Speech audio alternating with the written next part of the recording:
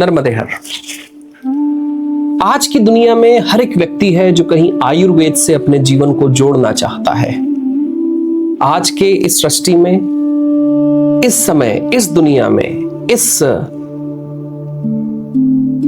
21वीं शताब्दी में हर एक व्यक्ति ऐसा है जो चाहता है कि उसको आयुर्वेद की कहीं कोई ज्ञान मिल जाए, कहीं कोई शिक्षा मिल जाए, कहीं जीवन में आयुर्वेद का प्रभाव हमारे पास आ जाए। आयुर्वेद केवल एक शिक्षा नहीं है, ये मनुष्य के जीवन के इंप्रेशंस भी हैं, हमारे आधार भी हैं।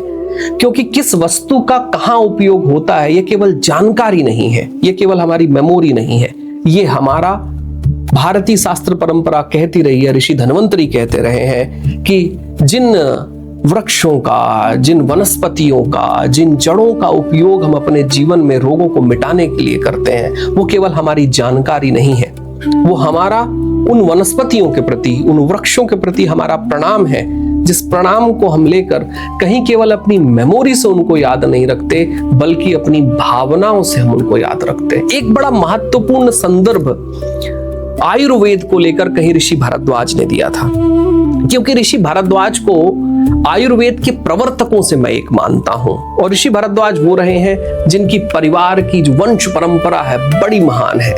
कहा जाता है भारतीय शास्त्र परंपरा के अनुसार ऋषि भारद्वाज कहीं देवगुरु बृहस्पति के पुत्र रहे हैं, और यही रहे हैं जिन्होंने कहीं ऋषि धन्वंतरी को भी शिक्षा दी थी आयुर्वेद को लेकर। भारद्वाज का स्थान, ऋषि भारद्वाज का स्थान, उनकी तपोस्थली का स्थान हरिद्वार माना गया है।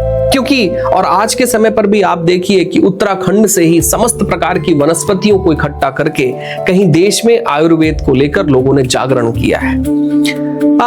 ऋषि भारद्वाज की तीर्थ स्थली, ऋषि भारद्वाज की जो कश्यप घाट के पास ही ऋषि भारद्वाज की स्थली रही है, वहां तक जाना यानी कि कहीं भारत के लाखों वर्षों की परंपरा में आयुर्वेद की शिक्षा, आयुर्वेद के भाव को भी ग्रहण करना है।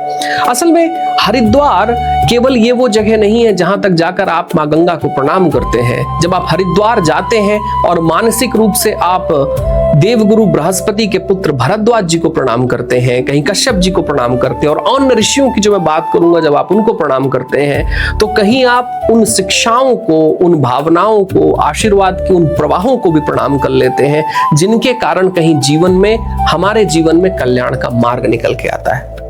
भारद्वाज जी केवल आयुर्वेद के कारण प्रसिद्ध नहीं हुए, बल्कि ऋग्वेद की अनेक सूक्तों में भी उनकी बात होती है। भारद्वाज परंपरा भारत की महानतम परंपराओं से एक रही है।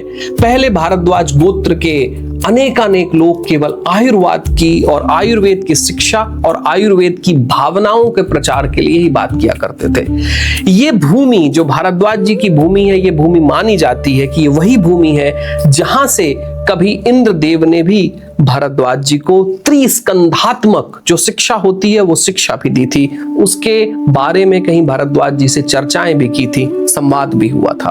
तो हरिद्वार तक पहुंचना यानी कि आयुर्वेद के उस स्थल तक पहुंचना, जिस आयुर्वेद के स्थल तक पहुंचने के कारण कहीं आयुर्वेद के शास्त्रों के प्रति हमारी अपनी भावनाएं बढ़ती हैं। मैं आयुर्वेद के और आयुर्विज्ञान के अनेक विद्यार्थियों को कहता रहा हूं कि जब हरिद्वार जाना तो भारद्वाज जी के आश्रम पर जाकर भारद्वाज जी की तीर्थ स्थली को प्रणाम करना, क्योंकि जहां से आयुर्वेद के समस्त शिक्षाएं, भाव और दर्शन निकले, वहां तक जाकर उनको प्रणाम करके कहीं हम उन शिक्षाओं के दर्शन, भाव को भी प्रणाम कर लेते हैं और जीवन में कल्याण का मार्ग खोल लेते हैं।